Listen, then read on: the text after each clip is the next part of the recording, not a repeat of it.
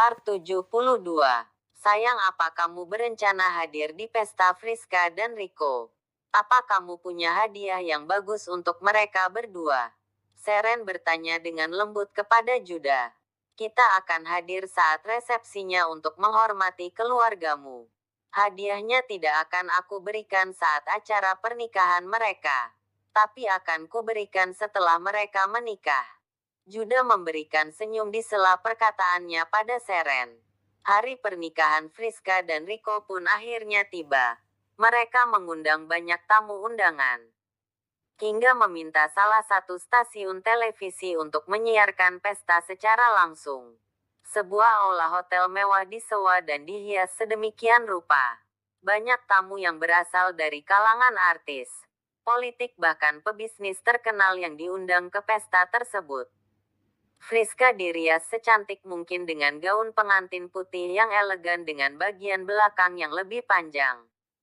Rico telah berdiri di altar menunggu Friska yang digandeng oleh sang ayah yang akan menyerahkan tanggung jawab untuk menjaga dan merawatnya. Mereka berdua saling berhadapan untuk mengucap janji pernikahan. Namun pandangan Rico tertuju pada seorang gadis yang berdiri di tempat tamu yang hadir menyaksikan janji setia mereka. Wajah Nadia terlihat murung seakan hendak menangis. Rico kehilangan fokus dan terus memandanginya tanpa berkedip sedikit pun. Batinnya mulai berkecamuk. Andaikan kamu yang berdiri di sini, tentu aku akan sangat bahagia sekali. Aku sangat ingin berlari ke tempatmu berdiri dan membawamu pergi dari tempat ini. Rico terus menatap Nadia hingga suara Friska menyadarkannya dari lamunan. Rico, apa kamu lamunkan? Sudah saatnya mengucap janji pernikahan. Friska sedikit mengeratkan giginya karena kesal. Ah iya, maaf, aku terlalu gugup. Rico menjawab dengan sedikit panik. Janji pernikahan pun diucapkan. Friska terlihat sangat bahagia. Tapi tidak demikian dengan Rico. Dia terlihat sangat sedih dan terus mencari keberadaan Nadia, tapi tidak ditemukannya. Semua orang begitu menikmati pesta dan terus memuji kecantikan Friska. Sampai tibalah tamu yang merubah semuanya. Mengambil alih semua perhatian para tamu dari kedua mempelai yang mengadakan pesta. Mereka adalah Seren dan Judah. Kedatangan keduanya selalu mengagumkan bagi semua orang.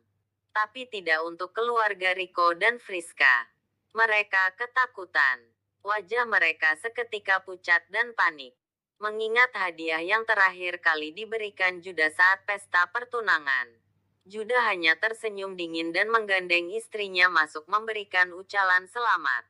Kami datang kemari hanya untuk memberikan kalian ucapan selamat, sekaligus untuk melihat kondisi Papa. Seren berkata dengan dingin dan acuh tak acuh. Lalu dia berjalan menuju Papa. Papa, bagaimanakah keadaanmu? Papa baik-baik saja. Semoga kalian berdua selalu bahagia, kata Papa. Terima kasih, Pak. Seren tersenyum kemudian menatap Judah. Setelah menyapa keluarganya, Seren dan Judah mencoba hidangan yang telah disiapkan. Para tamu yang hadir berusaha untuk mendekati Judah, agar mereka bisa menjalin kerja sama dengannya. Bahkan para gadis pun berusaha untuk mendekati Judah dan mendapatkan perhatiannya. Namun Judah yang begitu dingin terhadap orang lain hanya menanggapi dengan acuh tak acuh. Tidak mempedulikannya sama sekali. Rizka yang melihat Judah dan Seren merasa kesal. Lihatlah Bu, betapa sombongnya dia karena bisa bersama dengan Tuan Judah. Aku ingin sekali merobek dan menjambak rambutnya di hadapan semua orang. Jangan buat kekacauan di sini. Banyak tamu undangan yang memperhatikan. Bersikaplah lebih sopan layaknya bangsawan. Kita akan mengurusnya nanti, Airin berkata dengan tenang. Namun tatapannya penuh kebencian. Seren pun memperhatikan ekspresi dari semua orang. Sayang, lihatlah ekspresi mereka. Mereka menatapku layaknya binatang buas yang ingin menangkapku sebagai mangsa dan menelanku hidup-hidup. Biarkan saja. Tidak akan ada yang berani macam-macam denganmu sekarang. Juda bicara dengan tenang sambil menyeruput minumannya. Benarkah itu? Apakah kamu bisa menjaminnya? Seren memicingkan mata kepada suaminya seakan tak percaya. Tentu saja. Selama aku bersamamu. Juda mengulas senyum indah dan pandangan tajam penuh godaan saat mengatakannya. Seren pun tersenyum dengan kata-kata sang suami. Rico pun menatap ke arah Seren dan Juda berdiri. Dilihatnya senyum Seren yang begitu tulus dan penuh kasih sayang pada Juda membuatnya mengingat masa lalu di mana Seren selalu tersenyum padanya. Apapun yang telah Rico lakukan. Meskipun Rico melakukan kesalahan, dia akan tetap memaafkannya dan tersenyum padanya. Friska menyadari jika Rico terus memperhatikan Seren. Dia pun menatap benci kepada Seren. Dasar wanita sialan. Dia masih berusaha menarik perhatian Rico. Ingin sekali aku melenyapkan dia selamanya. Gumam Friska. Rico. Rico. Friska memegang tangan Rico dan menggoyangkannya perlahan dan menyandarkannya akan keberadaannya. Iya. Ada apa? Rico tersentak dan menoleh ke arah Friska. Sampai kapan kamu akan terus memperhatikan dia? Aku istrimu sekarang. Apa kamu tidak sadar kalau aku ada di sampingmu? Friska mulai kesal dan marah pada Rico. Aku hanya memperhatikan para tamu yang datang saja. Rico berdalih membela diri. Dasar. Friska yang kesal membuang muka ke arah lain. Seren dan Juda kembali sebelum acara pesta selesai. Juda menyetir mobil dan sebelah tangannya terus menggenggam tangan Seren. Sayang. Aku kira kamu akan memberikan kejutan dari pesta mereka. Kenapa tidak melakukannya? Aku sungguh kecewa. Seren selalu bersikap manja dan sekarang dia bersikap seperti anak kecil yang sedang marah. Tenang saja sayang. Bahkan sepertinya mereka tidak akan melewati malam ini berdua. Juda tersenyum dan sesekali menoleh ke arah Seren. Benarkah? Mata Seren berbinar mendengarnya. Aku dengar Nadia tadi datang ke pernikahan mereka. Aku yakin Rico akan pergi mencari Nadia. Sepertinya aku mengenal Nadia. Tapi aku lupa. Seingatku teman kecilku juga bernama Nadia. Tapi setelah keluarganya bangkrut, kami tidak pernah lagi bertemu.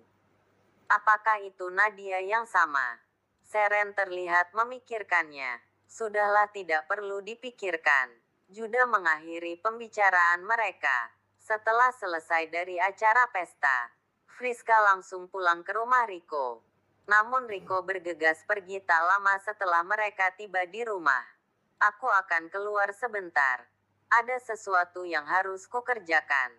Kamu pergilah tidur duluan.